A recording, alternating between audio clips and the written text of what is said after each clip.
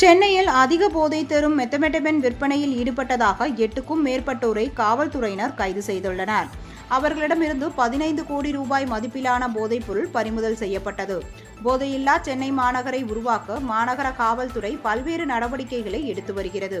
அதன் ஒரு பகுதியாக சென்னை மாதவரம் பகுதியில் சில வாரங்களுக்கு முன்பு மெத்தமெட்டபென் என்ற போதைப்பொருள் விற்பனை செய்ததாக வெங்கடேசன், கார்த்திக் ஆகியோரை போலீசார் கைது செய்தனர். அவர்கள் கொடுத்த தகவலின் அடிப்படையில் சென்னை கொளத்தூர், மாதவரம், புழல் உள்ளிட்ட பல்வேறு பகுதிகளில் போதைப்பொருள் விற்பனை செய்த ஒரு பெண் உட்பட 8 பேரை கைது செய்த போலீசார் அவர்களிடமிருந்து 15 கோடி ரூபாய் மதிப்பிலான போதைப் பொருட்களை பறிமுதல் செய்தனர். மேலும் போதைப்பொருள் விற்பனையின் மூலம் சம்பாதித்த 5 கோடி ரூபாய் மதிப்பிலான சொத்துகளும் கண்டறியப்பட்டன. இது குறித்து போலீசார் விசாரணை நடத்தி வருகின்றனர்.